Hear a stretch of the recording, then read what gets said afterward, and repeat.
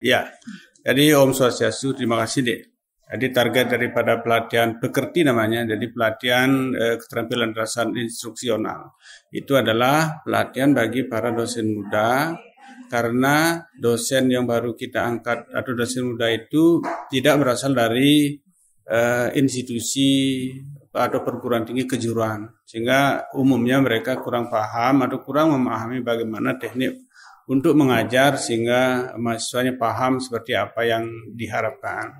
Sehingga dosen itu perlu dilatih bagaimana cara mengajar. Kemudian sebelumnya itu kan rangkaiannya adalah bagaimana caranya mempersiapkan bahan ajar atau materi pembelajaran, kemudian bagaimana caranya mengajar, kemudian terakhir bagaimana caranya menilai hasil belajar sehingga tidak salah nantinya. Karena proses pembelajaran itu kan diharapkan mahasiswa itu mendapatkan kompetensi sesuai dengan mata kuliah yang diajar. Misalnya kalau orang memancing, jangan nanti penilaiannya orang berkebun, itu kan tidak cocok. Jadi oleh karena itu perlu dilakukan, yang paling penting adalah asesmen proses pembelajaran atau bagaimana menilai kesuksesan pembelajaran. Karena itu nanti berimplikasi kepada capaian pembelajaran lulusan program studi. Nah, itu hal yang sangat penting. Nah, di samping itu adalah pelatihan pekerti ini adalah salah satu prasyarat untuk sertifikasi dosen. Jadi kita harus memberikan pelatihan karena Udayana dipercaya sebagai institusi yang boleh melakukan pelatihan pekerti dan applied approach.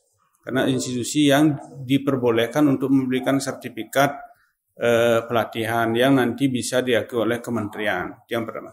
Yang kedua adalah sebagai prasyarat untuk dosen manakala dia menjadi koordinator mata kuliah. Jadi PJMK atau penanggung jawab mata kuliah itu harus mempunyai sertifikat pekerti paling tidak. Jadi dalam tanda petik sebagai persyaratan untuk dia naik ke golongan 3C. Jadi dia harus mempunyai sertifikat pekerti ini. Nah, saat ini kita di pelatihan ini diikuti oleh 54 peserta. 52 berasal dari Universitas Udayana dan 2 orang berasal dari Universitas Warmadewa dan Universitas Saraswati. Jadi kita juga tidak hanya menyasar atau pelatihan ini tidak hanya dibutuhkan oleh dosen dari UNUD, tetapi juga oleh dosen-dosen di PTS di Bali dan Nusa Tenggara Barat dan Nusa Tenggara Timur. Jadi kita sudah mempunyai kerjasama sebenarnya. Itu.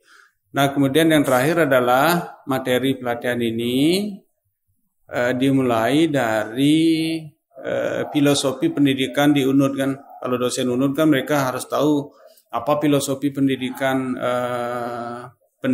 yang ada di Universitas Udayana, seperti misalkan pola ilmiah pokok UNUD, kemudian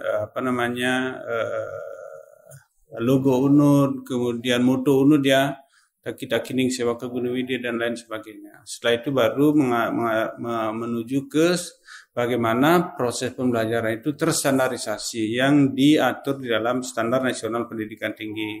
Nah, itu juga dosen harus paham. Nah, kemudian setelah itu bagaimana standar pendidikan di UNUD, itu juga mereka harus tahu betul. Sehingga mereka dapat 1, merencanakan proses pembelajaran, 2, melaksanakan proses pembelajaran, 3, menilai hasil belajar sesuai dengan standar yang ada di Universitas Udayana yang melebihi standar nasional pendidikan tinggi yang diberlakukan di Indonesia. Itu kira-kira deh.